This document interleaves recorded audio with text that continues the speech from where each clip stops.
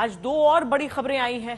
पहली खबर है, कर्नाटक में मुख्यमंत्री योगी आदित्यनाथ ने अपने प्रदेश को लेकर कहा है कि यूपी में अब नो कर्फ्यू, नो दंगा, सब चंगा। और दूसरी खबर कि उत्तर प्रदेश के संभल में अब हाथ में तख्ती लेकर फरार गैंगस्टर सरेंडर करने पहुंचा है।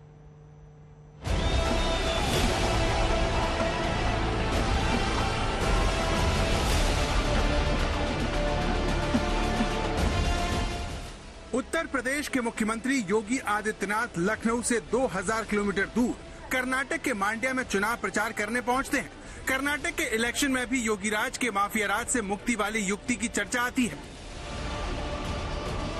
लोग मुझसे पूछते हैं कि उत्तर प्रदेश में आपको इतना सम्मान जनता क्यों देती है। मैंने कहा जनता इसलिए देती है क्योंकि भारतीय जनता पार्टी की डबल इंजन की सरकार है। डबल इंजन की सरकार की सामर्थ्य और शक्ति का प्रदर्शन वहां पर मजबूती के साथ होता है। वहां पर सुरक्षा की गारंटी है, वहां पर समृद्धि की गारंटी है, नो कर्फ्यू, नो दंगा, और वहां पर है सब चंगा। यूपी की कानून व्यवस्था को देश के लिए नजीर बता चुके मुख्यमंत्री क्यों इतने भरोसे से माफिया राज के खिलाफ सख्ती को दूसरे राज्यों में प्रचारित करते हैं। इसलिए सीन नंबर 1 देखिए। जगह संभल, हाथ में पोस्टर लेकर सरेंडर करने पहुंचा गैंगस्टर। हाथ में कागज पर क्या लिखा है, जिसे लेकर एक शख्स थाने में पहुंचता है। जैसे ही थाने के गेट पर पहुंचा, पुलिस वालों ने रोका, तलाशी लेनी शुरू की। हाथ में लिखे कागज को एक पुलिसकर्मी पढ़ता है, जिस पर लिखा है, साहब मुझे गोली मत मारना, मैं गैंगस्टर अपराधी हूँ। पुलिस अधिकारी इसे सामने खड़ा करते हैं, पूछते हैं क्या हुआ। अपराधी हाथ में पोस्टर लिए यही बताता है कि गैंगस्टर है, गिरफ्तार कर लो। संभव है कुछ लोगों को लगे कि अरे ऐसे कौन अपराधी सरेंडर करने आता है, ऐसे कौन वीडियो शूट करता है, लेकिन जो दिख रहा है और जो अब पुलिस कह रही है उसे सुनिए। थाना हयातनगर में गैंगस्टर एक्ट के वांछित अपराधी जावेद उर्फ रियासत निवासी ग्राम हैवतपुर द्वारा थाने पर आकर स्वयं सरेंडर किया गया है। इस अपराधी से पूछताछ की जा रही है। यह अपराधी गौकशी के अन्य अपराधों में भी लिप्त रहा है। इससे पूछताछ करते हुए शासन प्रकरण में कार्रवाई सुनिश्चित की जाएगी। सी नंबर 2 जगह मुजफ्फरनगर, गलती मानते हुए अपराधी सरेंडर करने पहुंचा। ये तस्वीरें पिछले महीने मुजफ्फरनगर की हैं, जब लूट के आरोपी ने 2 बदमाशों के एनकाउंटर के बाद खुद को सरेंडर करना जरूरी समझ लिया। अंकुर उर्फ राजा नाम का ये बदमाश अपने हाथ में जो तख्ती लेकर थाना मंसूरपुर पहुंचा, अपराधियों के मन में बैठे इसी भय की वजह से ही तो मुख्यमंत्री योगी आदित्यनाथ कहते हैं, पहले क्या स्थिति थी, एक गरीब, एक शरीफ, एक व्यापारी किसी प्रकार से इज्जत बचा करके चलता था। एक अपराधी, एक माफिया तंत्र में चलता था। पुलिस उसके सामने डरती थी, प्रशासन भयभीत रहता था। कोई माफिया और अपराधी कहीं से जा रहा है तो सड़कों पे सन्नाटा छा जाता था।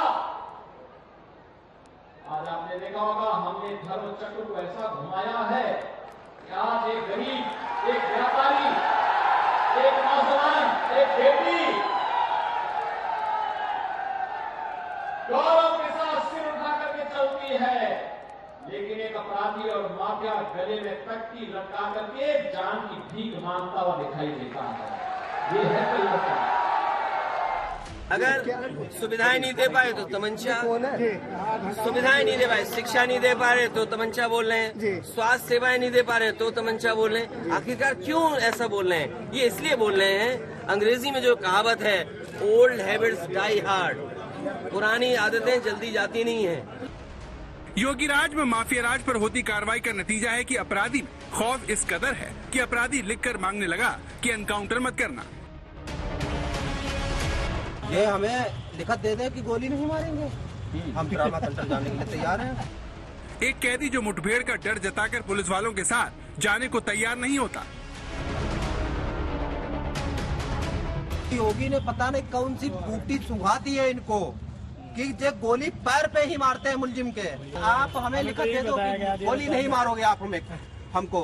हमें सोचने की सीधी बात है, आप हमको गोली नहीं मारोगे, आप हमको लिखत दीजिए और गंगा तरफ हाथ उठाकर कसम खाइए गोली नहीं मारेंगे। आप ये इकरार करें कि गोली हमको नहीं मारेंगे, लेके चले, हमको क्या दिक्कत है।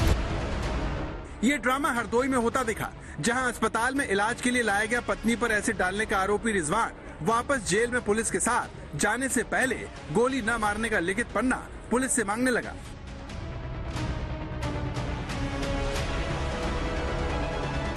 आप हमें लिखत दे दो कि गोली नहीं मारोगे आप हमको। हमें सोचने की सीधी बात है, आप हमको गोली नहीं मारोगे, आप हमको लिखत दीजिए और गंगा तरफ हाथ उठाकर कसम खाइए गोली नहीं मारेंगे आप। ये वो डर है जो कानून के राज में अपराधियों के बीच है, तो जनता को अच्छा लगता है, लेकिन जरूरी है कि ये डर भी कानून के तहत होना चाहिए।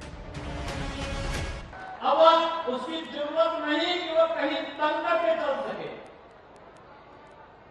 उसके लिए सड़क खाली कोई करने का दुस्साहस नहीं कर सकता, क्योंकि इसे मालूम है सड़क अगर खाली होगी तो पता नहीं कब क्या हो जाएगा। इसलिए अब सड़क को खाली भी नहीं करवाना चाहता है, सड़क पे तंग करके चल भी नहीं सकता है।